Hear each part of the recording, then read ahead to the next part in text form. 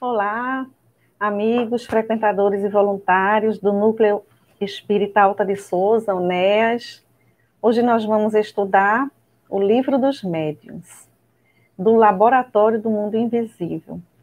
Queremos já fazer um comentário sobre o livro. Algumas pessoas acham que apenas os médiuns ostensivos, ou seja, aqueles que trabalham em sessões mediúnicas, devem estudar o Livro dos Médiuns.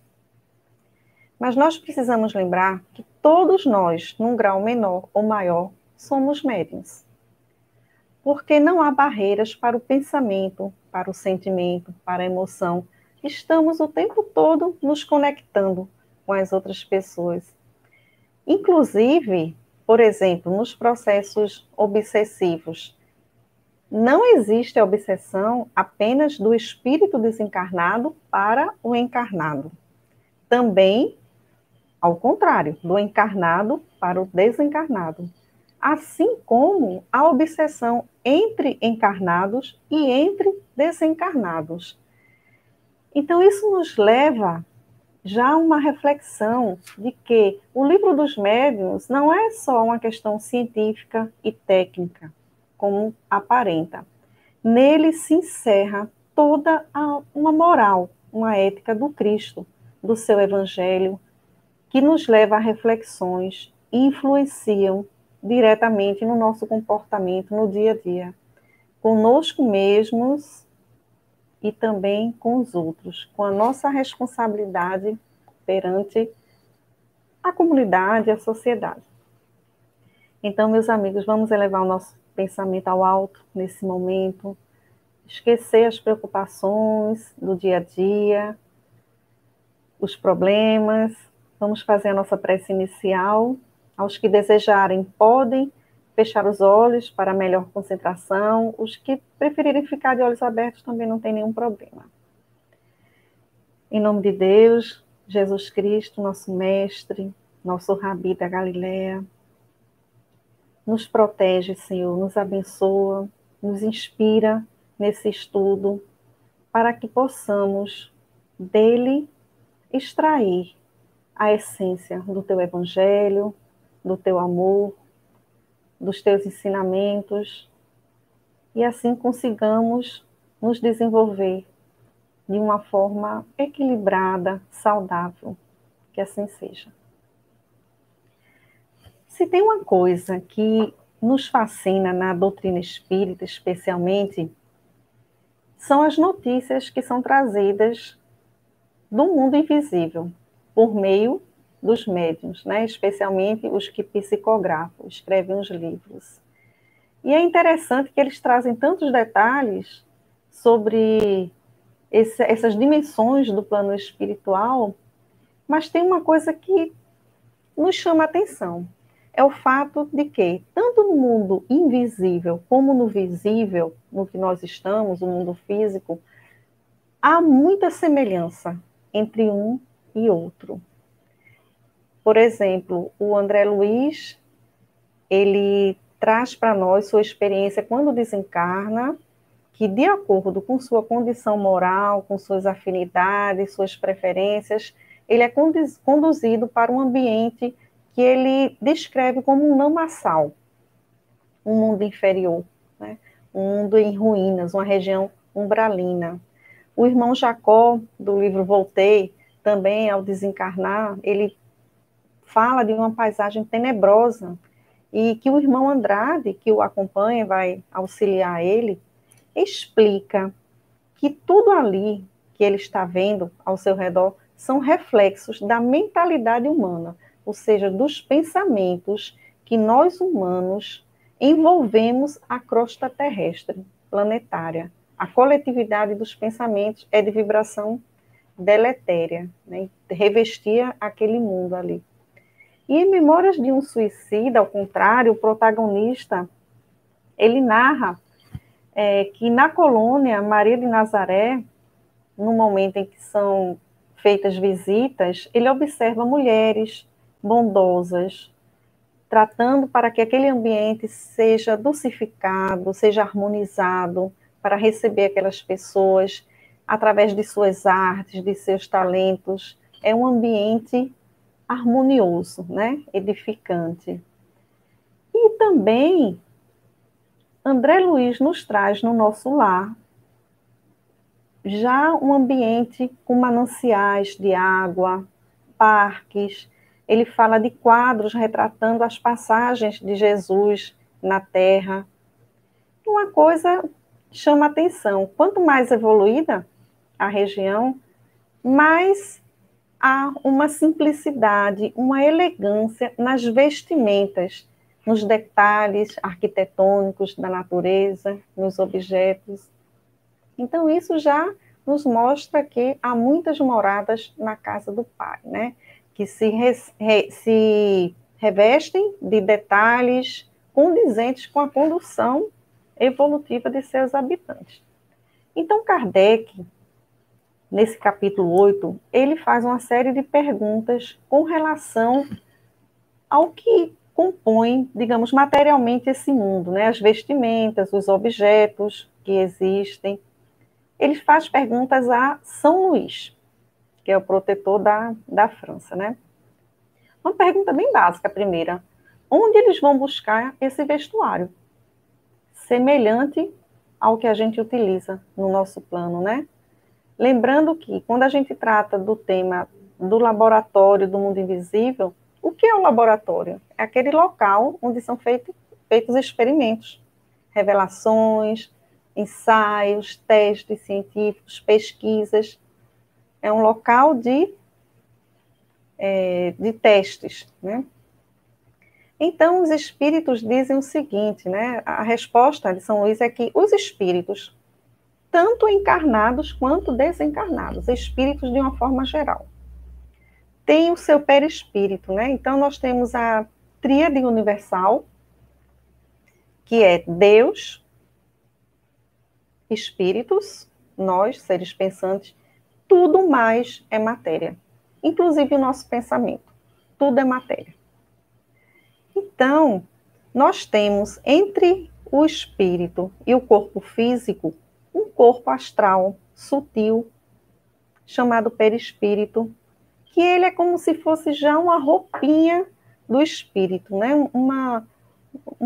Ele dá uma forma, digamos assim, ao espírito.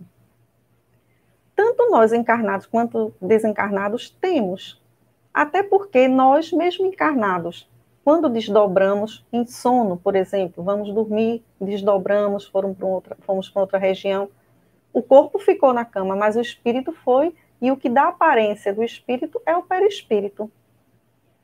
Então, nós vemos espíritos, por exemplo, como Emmanuel, Joana de Ângeles, que trazem aparência de encarnações passadas, como o Emmanuel, de Públio Lentulus, o senador romano, Joana, como abadesa.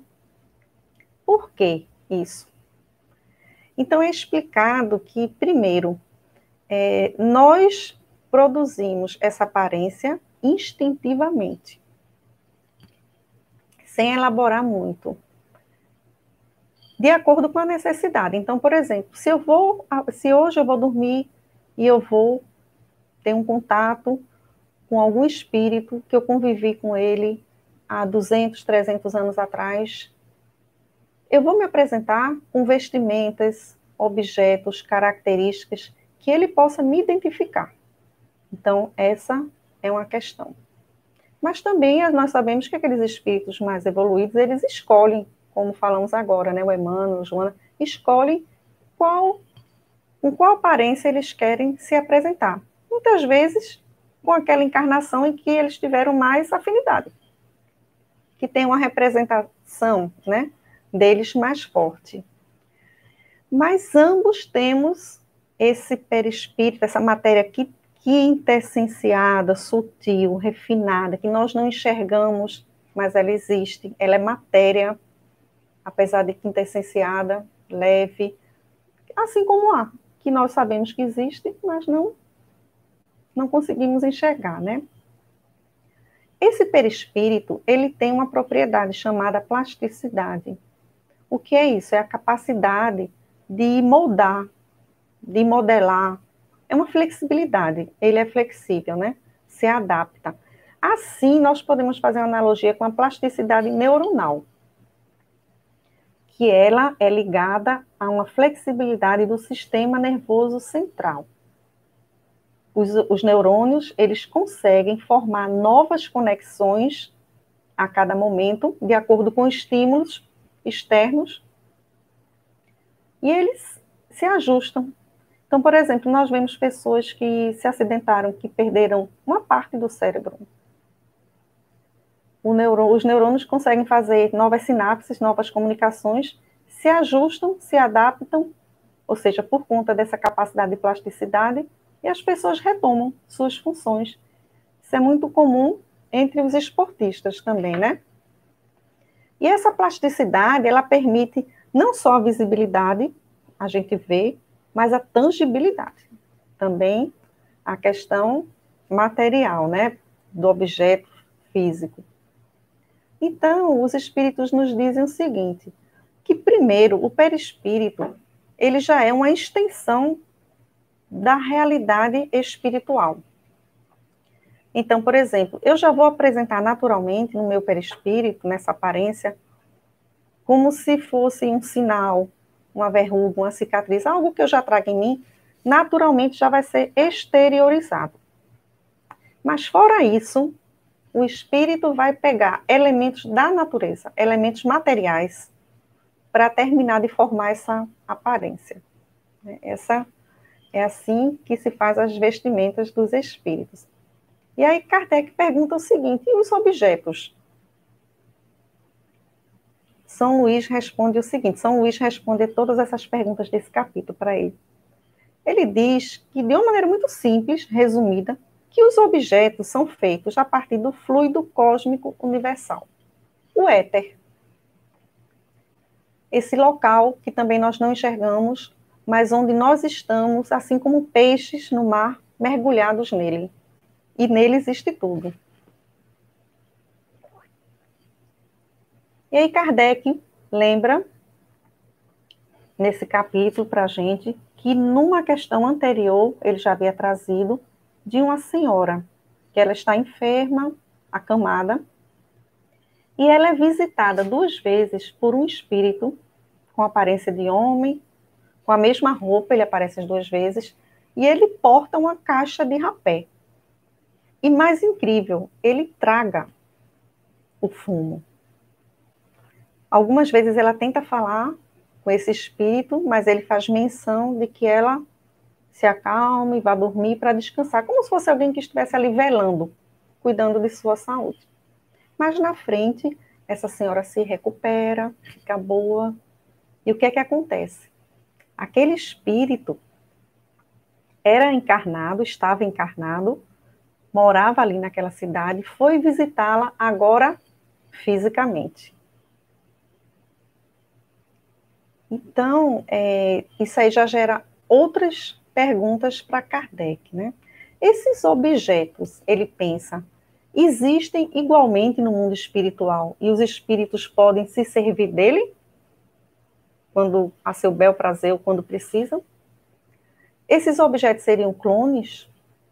Esses objetos seriam apenas hologramas? O que é isso? Apenas a imagem tridimensional que dá a impressão que eles estão ali? Eles são semelhantes, apenas parecidos? Ele fica com essas perguntas, né?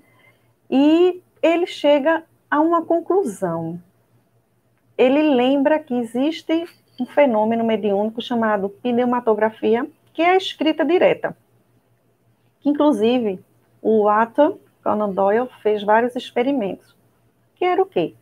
Pegava uma folha, dobrava, botava dentro de uma gaveta, com um lápis, fechava a chave, a gaveta. Depois de um tempo, abria, quando desdobrava o papel, ali tinha imagens, traços, textos, ideias. Isso chamou a atenção de Kardec, porque ali tinha um efeito, tinha acontecido um efeito, um fenômeno, mas tinha uma causa inteligente, porque eram ideias filosóficas, de alto padrão, né? Ideias consistentes. Depois, inclusive, foi feito experimento sem o lápis. Mas aconteceu a mesma coisa. Por que que ele fez essa comparação? Porque ele notou que aquela tinta, como se fosse tipografada, né? Estava ali constando, fresca ainda, um pouco molhada, mas aquela tinta não existia no ambiente. Não tinha sido tirada daquele ambiente. Ela realmente foi posta ali, impressa. Ela foi impressa, né? Então, um efeito físico com causa inteligente, né? A tinta era igual, realmente, mas não existia naquele local, ela foi depositada, ela foi trazida de outro local, né? E aí São Luís, ele até comemora, porque ele diz que, finalmente, olha, o que pode parecer uma coisa não muito interessante, a gente se preocupar com vestimenta do espírito, com objeto, né? Não ter um impacto na nossa rotina direta, mas ele traz muitos ensinamentos. Então, São Luís comemora Kardec ter chegado a essa conclusão, e ele diz o seguinte: tanto os espíritos desencarnados como nós encarnados, pela vontade, nós concentramos moléculas, elementos que estão disponíveis na atmosfera, no universo. Esse é um poder enorme, e diz São Luís que os homens nem suspeitam. É quando Jesus diz: vós sois deuses, podeis fazer o que eu faço e muito mais. Então, podemos dar uma forma aparente, é como se fosse uma cópia, ele explica. É semelhante ao objeto material. Semelhante. E aí nós chegamos no ponto que realmente causa em nós, encarnados ou desencarnados, um impacto, né, que diz respeito completamente a nós como seres humanos, que é a questão do pensamento. Somos seres pensantes, né? É o que nos diferencia da matéria, dos animais. Temos um pensamento elaborado. Então, esse pensamento tem essa capacidade, esse poder de manipular os elementos da natureza, de criar. Somos co-criadores do universo. Temos essa capacidade de plasmar. E isso é maravilhoso, mas é perigoso também. Por quê? Essa plasticidade, ela carrega nela o que a gente produz, vai naquilo que a gente produziu, o teor de nossas vibrações. O que temos de bom e o que temos de mal dentro de nós. É um processo de ideoplastia. É material, né? Produz algo material. É uma lei da natureza. Mas nós não temos noção, né? Não sabemos ainda como fazer isso. E aí Kardec fica com uma dúvida, né?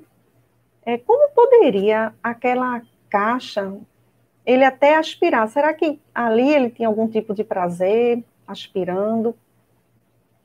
E aí São Luís diz que, apesar de ser uma imitação, tem aquela tangibilidade, sim, a visibilidade, mas é uma agregação circunstancial. É uma ação poderosa que o espírito exerce, mas também, pela sua vontade, da mesma forma, se desagrega. Digamos assim, conforme a necessidade, o objetivo. É para aquele momento, né? Então, não é perene, não materializa um objeto e fica para sempre, né? Tem um limite, e que ele fala, inclusive, que é de acordo com as leis divinas.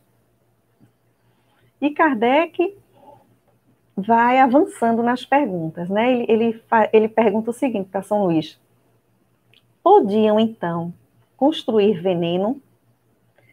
E aí São Luís diz o seguinte: embora pudesse, fosse capaz, não conseguiríamos, porque Deus não permitiria, não teria condição.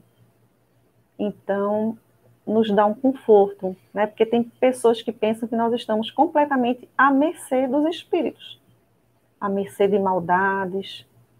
Não é assim, né? Tem uma lei por trás disso, tem um limite, tudo tem a permissão de Deus. E Kardec continua: e substância salutar? Ele quer saber, ele sabe que pode, né? Ele quer saber só ir na salutar. É possível, é permitido, né, digamos assim, Sim, e muitas vezes, São Luís diz. O alimento, por exemplo, que ele pergunta, nós podemos emular o alimento e chegando no estômago nós temos a sensação de saciedade. Então, os espíritos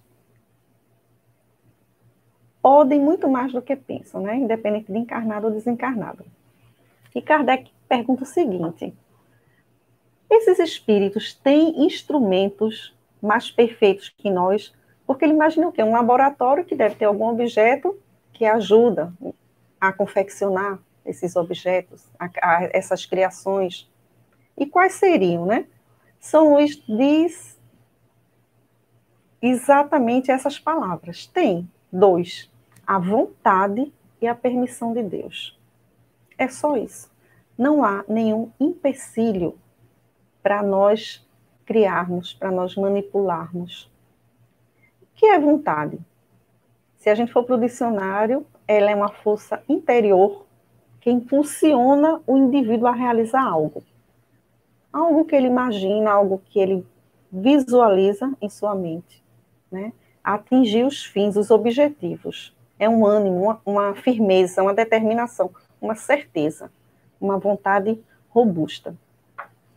Lá no livro Problema do Ser, do Destino e da Dor, Leon Denis, no capítulo 20, diz o seguinte: a vontade é o maior potencial da alma, um dos maiores atributos. É o pensamento onde ele exprime a vontade que direciona o indivíduo a fazer algo, a tomar alguma atitude, né? E aí, se a gente for para as escrituras, a gente lembra: tudo posso naquele que me fortalece.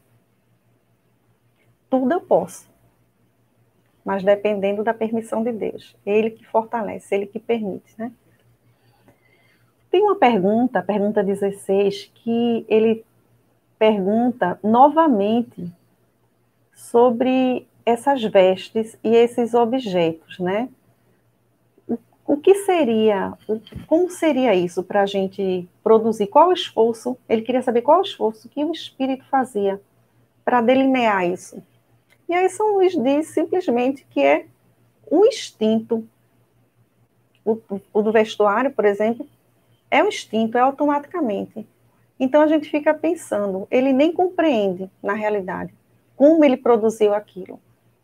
Então a gente fica pensando, imagine se a gente conscientemente, racionalmente, move essa vontade para fazer algo. O que somos capazes, né?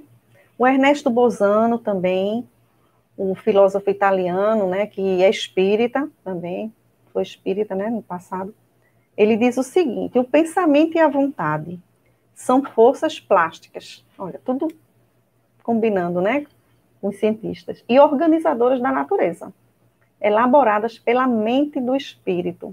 Portanto, não é função do cérebro que executa os comandos da mente. Não é o cérebro, ele quer dizer. O cérebro é a parte física. Só. Quem manda no cérebro, quem dá o direcionamento é o espírito. Ele fala aqui a mente do espírito, mas na realidade, como se fosse a vontade do espírito. Porque nós falamos mente, nós falamos espírito, nós espíritas, e os cientistas usam a palavra mente, mas para dizer a mesma coisa. Então, lá na questão 459 do Livro dos Espíritos, Kardec pergunta aos amigos espirituais: os espíritos influem sobre nossos pensamentos e nossas ações? A esse respeito, sua influência é maior do que credes, mais do que pensais. De ordinário, são eles que vos conduzem. Então, fica a pergunta aqui: o que nós temos pensado? O que nós temos produzido? O que nós temos emanado para o mundo? Será que é conteúdo nosso? Ou estamos nos deixando manipular? Fazendo uma metáfora, nós podemos lembrar rapidamente aqui que podemos ser influenciados e influenciar pessoas. Só pensando nesse plano físico. Influência de um amigo, de um parente, de um filho, de uma ideia. concebida, o tempo todo estamos trocando. Só que a população de espíritos desencarnados é bem maior do que a de espíritos encarnados. Então, temos mais influências de espíritos desencarnados, que nós não estamos vendo. Né? Lá em Marcos, no capítulo 5, o evangelista Marcos, do versículo 1 a 20, ele conta uma passagem de Jesus atravessando o rio, e ele encontra nesse local um espírito impuro, uma pessoa obsediada, gravemente, de forma que essa pessoa vivia acorrentada e mesmo assim conseguia se libertar. Ele arrebentava as correntes, gritando o tempo todo. Então, quando ele vê de longe Jesus, ele corre e se prostra diante de Jesus e diz o seguinte: que é que tens tu comigo, Jesus, Filho de Deus Altíssimo? Em nome de Deus, não me atormentes. Não era o rapaz. Então, Jesus diz o seguinte: espírito impuro, sai deste homem. E depois Jesus pergunta: qual o teu nome? Respondeu-lhe: meu nome é Legião, porque somos muitos. Então, é o que estamos falando agora. Nós podemos, às vezes, nos afastar de pessoas que estamos vendo visíveis, evitar uma convivência e assim diminuir as possibilidades das influências. Mas nós não vemos, a maioria, né? Não vê tão ostensivamente os espíritos, mas eles estão ao nosso redor. Então, Kardec, muito sabiamente, pergunta o seguinte: se eles podem influenciar em nossas vidas, por que meio se pode neutralizar a influência dos maus espíritos? Lembramos que Kardec era muito didático, usava a linguagem daquela época, mas nós sabemos que não são maus espíritos, né? Que o mal é a ausência do bem, são espíritos ainda ignorantes. E a resposta é belíssima de São Luís. Ele diz: fazendo o bem e colocando toda a vossa confiança em Deus. Então, os recursos estão dentro de nós mesmos, para nós nos protegermos. Né? Enquanto estamos alinhados, conectados com o bem, não há espaço para o mal. E aí ele diz o seguinte: evitai escutar as sugestões dos espíritos. Ora, escuta como? Se eu não sou médium ostensivo, por exemplo. Através de pensamentos que nos chegam, que não são nossos. Especialmente aqueles que querem nos conduzir para o mal. A fazer discórdia, maledicência, a agredir alguém, a exacerbarmos nossa vaidade, submeter, humilhar. Mas a espiritualidade amiga dá uma outra dica também. Principalmente, diz que, sobretudo, cuidado daqueles que exaltam o vosso orgulho, tanto encarnado quanto desencarnado. Porque nós sabemos que quando recebemos elogio, nós tendemos a ter uma simpatia com aquela pessoa. E começamos a estabelecer uma conexão. Então, é uma maneira de se aproximar e de sutilmente, aos poucos, ir dominando aquela pessoa. Aí o Evangelho segundo o Espiritismo nos diz o seguinte, que nós pensamos: eu tenho que ter muita força de vontade. Não há arrastamento irresistível. Vencê-lo por sua vontade, pedindo a Deus força necessária e rogando a assistência dos bons espíritos. Além do bem ser uma proteção natural, foi o que Jesus disse, né, quando ensinou o Pai Nosso, a pedido de Pedro, que Mateus, na hora, escreveu: não nos deixeis cair em tentação, mas livrai-nos do mal. Orar, prece. Porque quando a gente ora, não existe oração que não tenha resposta. Pode ser não naquele momento ou do jeito que a gente quer, mas toda oração sincera tem uma resposta. E nós vamos atrair para nós a simpatia dos bons espíritos. Joana de Ângeles, sobre a vontade, ainda diz o seguinte: sem uma vontade bem direcionada, não há vida saudável. E Emmanuel, no livro Pensamento e Vida, que Chico Xavier psicografou, ele retrata isso. Ele compara a gente, ele faz uma metáfora, digamos assim, a um escritório, a vários departamentos.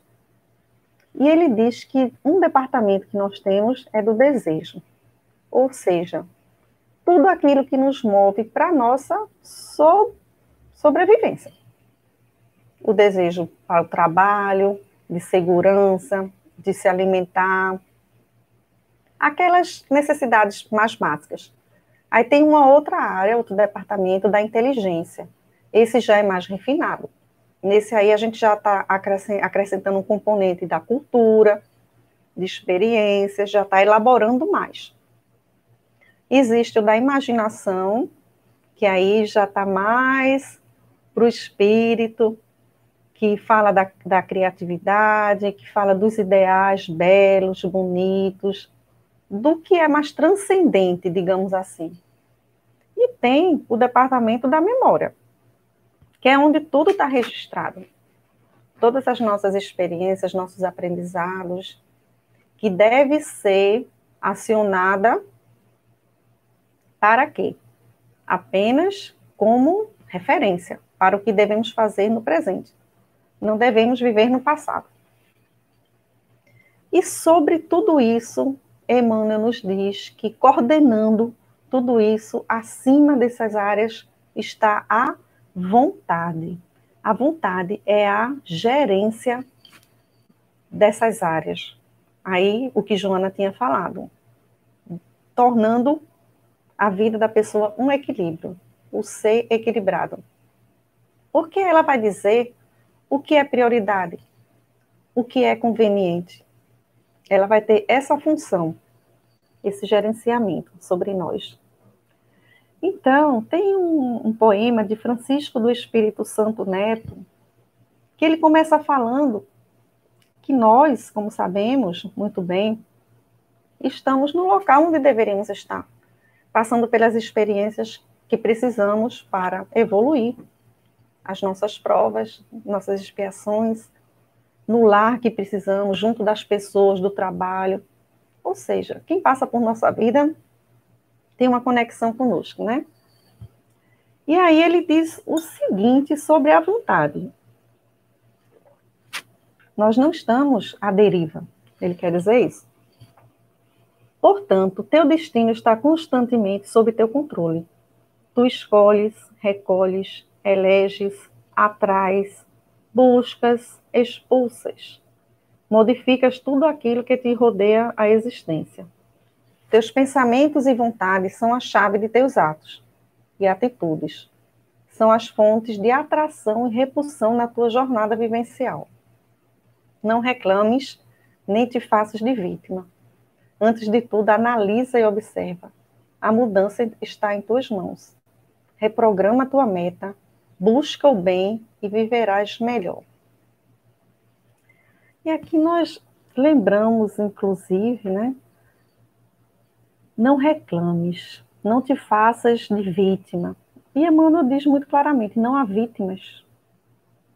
Tudo que nós não encontramos resposta nessa vida é porque numa vida pretérita nós causamos, né? Então sofremos as consequências às vezes numa existência posterior. E quando a gente reclama, a gente está clamando para a gente duas vezes. Aquela aflição, aquele infortúnio. Então o caminho é a gratidão. Cientificamente, para a evolução humana, tem fatores que nos encaminham. Existe um fator genético, quando a gente diz, eu tenho hipertensão porque meu pai teve, né? Eu sou sisudo porque meu tio é assim, eu puxei a ele. Mas os fatores genéticos, eles só contribuem 30% na nossa evolução. Aí vem os fatores epigenéticos, que são aqueles externos, a escola onde eu frequentei, a própria família, o trabalho, esse contribui com apenas 20%. Apenas 20% dos fatores externos é que nos influenciam. E 50% está nos nossos hábitos e no nosso estilo de vida. Ou seja, 50% depende realmente apenas de nós, do nosso comportamento, da maneira como vivemos, da maneira como nos comportamos no dia a dia. E esse capítulo do Livro dos Médiuns, do Laboratório do Mundo Invisível, traz isso na sua essência. Existem muitas outras questões nesse capítulo que eu recomendo estudar, que não caberia aqui em uma hora, é um estudo realmente, mas a essência é que tudo está sob nosso poder. Nós não podemos reclamar nem nos fazer de vítima. Nós podemos mudar tudo. Nós podemos co-criar, nós podemos mudar até elementos da natureza, manipular. E nós estamos fazendo isso instintivamente, inclusive. Precisamos, dessa forma, prestar atenção em que tipo de pensamento estamos tendo em relação a nós mesmos e em relação ao outro. Porque às vezes nós nos maldizemos, às vezes nós nos colocamos para baixo, nós não nos reconhecemos, nós nos culpamos. Então, que tipo de pensamento eu estou tendo? Eu estou reforçando as minhas questões, as minhas imperfeições, enquanto eu posso potencializar as minhas virtudes que eu já tenho, que elas vão até ajudar a resolver as questões das imperfeições. Então, que tipo de pensamento eu estou tendo comigo mesmo e com os outros? O que é que eu estou emanando para o universo? O que é que eu estou enviando para os que me cercam e os que estão do outro lado do planeta? Então, essa reflexão que nós queremos deixar aqui, e essa consciência, né, do poder que temos, do recado que Jesus deixou, vós sois deuses, que podemos, devemos e podemos, a qualquer hora, mudar o nosso destino. E o quanto antes fizermos isso, alinhados com o Evangelho do Cristo, o Evangelho do Cristo está em toda a obra do Pentateuco de Kardec, em toda a moral dele. Muita paz, vamos fazer nossa oração para finalizar o trabalho de hoje. Obrigado, Mestre Jesus, a Deus, por essa oportunidade. Obrigada pela condição em que nos encontramos do livre-arbítrio, de poder construir a nós mesmos e a um mundo melhor. Que possamos, Senhor, contar com tuas bênçãos nesse momento e exteriorizar tudo que recebemos de Ti, do Pai, do Evangelho, da natureza, também refletir para a vida, para aquele que amamos, para toda a humanidade. Que assim seja.